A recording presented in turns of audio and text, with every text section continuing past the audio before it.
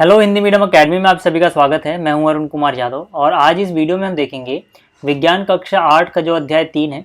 इस पे मैंने कुछ कम्युनिटी पोस्ट में एमसीक्यूज यानी बहुविकल्पीय प्रश्न पूछे थे आपसे। तो यहाँ पे हम उन प्रश्नों के जवाब जानेंगे, साथ ही साथ हम ये भी देखेंगे कि कितने % लोगों ने सही जवाब दिए हैं, कितने % लोगों ने गलत जवाब दिए हैं। लेकिन आगे बढ़ने से पहले अगर आप इंस्टा और फेसबुक पे हिंदी मीडियम एकेडमी के साथ जुड़ना चाहते हैं तो ये इंस्टा आईडी है और ये फेसबुक पेज की आईडी है, तो यहाँ से आप इनको फॉलो कर सकते हैं।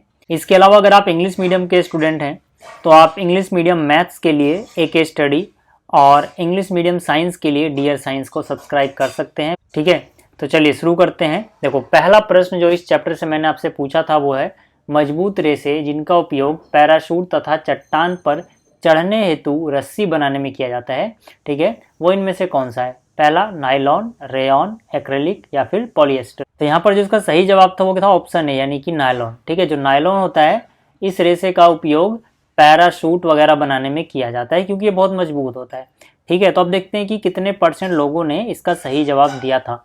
तो देखो, ऑप्शन ए यानी कि नायलॉन जो दिया था वो 92% यानी 92% लोगों ने इसका सही जवाब दिया था। प्रश्न 2 देखते हैं। प्रश्न 2 में मैंने आपसे पूछा था निम्नलिखित में कौन सा प्राकृतिक रेशा है? रेयॉन, ऊन, नायलॉन या इनमें से कोई नहीं। ठीक है, तो आपको यहाँ पे सिर्फ ये बताना था कि जो आपके पास ये ऑप्शन दिए गए हैं इनमें से प्राकृतिक रेशा कौन सा है। तो इसका सही जवाब क्या था? इसका सही जवाब था ऊन। जो ऊन होता है ये भेड़ वगैरह के बाल से बनाया जाता है, तो मतलब ये प्राकृतिक चीज़ों से बन रहा है, तो ये एक प्राकृतिक रेशा है। ठीक है, यानी ऑप्शन बी यहाँ पे करेक्ट था। तो एक बार देखते हैं कितने % लोगों ने इसका सही जवाब दिया है। देखो, ऑप्शन बी चुना है सिर्फ 16% लोगों ने, यानी कि इस % का बहुत से बच्चों ने गलत जवाब दिया है। ठीक है, जबकि टोटल 1000 बच्चों ने वोटिंग की है, यानी कि 1000 बच्चों ने जवाब दिया है, लेकिन उनमें से सिर्फ 16% बच्चों का जवाब सही है, बाकी इधर उधर भटक गए। तो इस प्रश्न को ज़रा ध्यान से, ठीक है, अपने दिमाग में बिठा लेना, क्योंकि आप में से बहुत से लोगों ने गलती करी है। अगर पेपर में आप अगर ये गलती करोगे तो आपके मार्क्स कट सकते हैं। अगला प्रश्न देखते हैं। देखो, अगला प्रश्न है निम्न में कौन प्राकृतिक बहुलक है? तो प्राकृतिक बहुलक बताना था, आपके सामने 4 ऑप्शन है, रेयॉन, नायलॉन, पॉलिएस्टर या सेल्यूलोज। ठीक है, तो इसका सही उत्तर क्या है? इसका सही उत्तर है ऑप्शन डी, सेल्यूलोज। सेल्यूलोज एक बहुलक होता है जो कि एक प्राकृतिक बहुलक है ना, पेड़ पौधों में पाया जाता है। ठीक, तो इसका सही जवाब क्या था? सेल्यूलोज, यानी कि ऑप्शन डी। और कितने % बच्चों ने आंसर दिया इसका सही? सिर्फ 8%, यानी कि इसमें भी बहुत से बच्चों ने गलती करी है। ठीक है, आपको याद रखना है प्राकृतिक बहुलक इनमें से कौन सा है? सेल्यूलोज। ठीक, तो आपको ऑप्शन डी पे टिक लगाना था। 1200 बच्चों ने यानी 1.2 के बच्चों ने वोट दिया है, लेकिन सिर्फ 8% बच्चों के जवाब सही हैं, जबकि मैंने आपको ये बहुत अच्छे से पढ़ाया था जब चैप्टर मैंने कराया था। अगर आपने वो चैप्टर नहीं देखा है तो लिंक उसका डिस्क्रिप्शन में मिल जाएगा।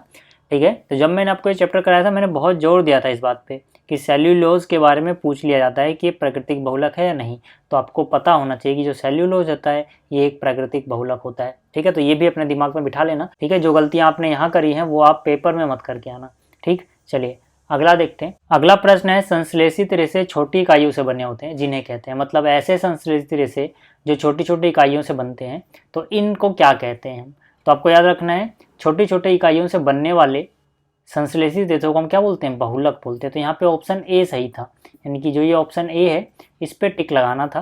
तो देखते हैं कितने बच्चों ने सही जवाब दिया है। यहाँ पर देखो 90%, यानी इसमें जवाब ठीक ठाक आया। ठीक है, 90% बच्चों ने यहाँ पे सही जवाब दिया है। अगला प्रश्न क्या है? पदार्थ जो प्राकृतिक प्रक्रिया जैसे जीवाणु द्वारा अपघटित हो जाता है कहलाता है। ठीक है, तो ये तो हम बचपन से पढ़ते आए हैं, जैव निम्नीकरणीय पदार्थ है ना, जिनको जीवाणु वगैरह सला गड़ा देते हैं, वो क्या कहलाते हैं? जैव निम्नीकरणीय पदार्थ। ठीक है, तो ये तो आसान सा प्रश्न था। अब ये कितने % बच्चों ने सही जवाब दिया? 91% बच्चों ने।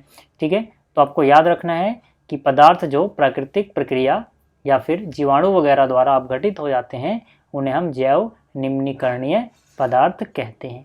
ठीक है, 713 बच्चों ने वोट दिया था जिसमें से 91 यानी 91% बच्चों का सही है जवाब।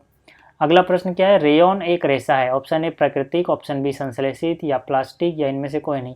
ठीक है, तो रेयॉन क्या है? ठीक है, ये आपको बताना था। तो आपको पता होना चाहिए कि जो रेयॉन है ये एक संश्लेषित रेशा होता है, यानी कि मानव निर्मित, मानव द्वारा बनाया गया। तो यहाँ पे कितने % बच्चों का जवाब सही है देख लेते हैं। तो यहाँ पर 89 यानी 89% बच्चों का जवाब सही है। ठीक, चलिए अगला प्रश्न देखते हैं। अगला है पैराशूट बनाने में किस रेशे का उपयोग होता है? Option A polyester, option B nylon, option C कपास, या इनमें से कोई नहीं। तो देखो पैराशूट बनाने के लिए नायलॉन का इस्तेमाल होता है, क्योंकि नायलॉन जो होता है ना ये बहुत मजबूत रेशा होता है, और पैराशूट जो होना चाहिए मजबूत होना चाहिए ना, क्योंकि अगर वो गलती से फट गया तो किसी की जान जा सकती है। तो इसीलिए उसको मजबूत रेशे नायलॉन से बनाया जाता है। तो यहाँ पर कितना % बच्चों ने सही जवाब दिया है? 95। ठीक है, तो इस प्रश्न का जवाब काफ़ी बच्चों ने सही दिया है, नायलॉन। ठीक है, आपको याद रखना है क्योंकि ये बहुत बार पूछा जाता है आपके एग्जाम में। अगला प्रश्न है बेकेलाइट इनमें से क्या है? प्राकृतिक रेशा है, संश्लेषित रेशा है, प्लास्टिक है, या इनमें से कोई नहीं है? ठीक है, तो आपको याद रखना है जो बेकेलाइट होता है वो प्लास्टिक का एक प्रकार है। बेकेलाइट और मेलामाइन क्या होते हैं? प्लास्टिक का एक प्रकार, यानी ऑप्शन सी सही था। तो ऑप्शन सी कितने बच्चों ने दिया यहाँ पे? 88% बच्चों ने यही जवाब दिया है। ठीक है, ठीक। अगला प्रश्न देखते हैं। अगला प्रश्न है पॉलीथीन किस प्रकार का प्लास्टिक है? पॉलीवुल है, थर्मोप्लास्टिक है, रेशम है, मेलामाइन है। ठीक है, क्या है? तो आपको याद रखना है जो पॉलीथीन होता है ना वो थर्मोप्लास्टिक होता है, यानी कि आपको इस पे टिक लगाना था। थर्मोप्लास्टिक का मतलब ऐसा प्लास्टिक जिसको आप गर्म करोगे पिघल जाएगा। ठीक है, तो यहाँ पर ऑप्शन बी सही है, यानी कि 94% बच्चों ने यहाँ पे सही जवाब दिया थर्मोप्लास्टिक। ठीक, तो देखो ये थे इस प्रश्न मतलब इस चैप्टर के ऊपर प्रश्न। बाकी के चैप्टर्स भी मैंने पूछे हैं, उन पे भी मैं जल्दी से वीडियो लाऊंगा। साथ ही साथ मैं अलग अलग चैप्टर्स पे बहुविकल्पीय प्रश्न कम्युनिटी पोस्ट में पूछता रहता हूँ, और उनका जवाब भी मैं पिन कर देता हूँ कमेंट में। तो आप वहाँ पे जाओ और ट्राई करो कि आप सही जवाब दे पाओ। अगर आपको मान लो कोई जवाब नहीं आ रहा है तो आप वहाँ से जवाब देख सकते हैं। कमेंट में जाओ, सबसे ऊपर एक कमेंट मिलेगा पिन जिसमें सही उत्तर लिखा होगा। ठीक है, तो यार इस वीडियो में इतना ही। जल्दी मिलेंगे अगली वीडियो में। इस वीडियो को देखने के लिए धन्यवाद।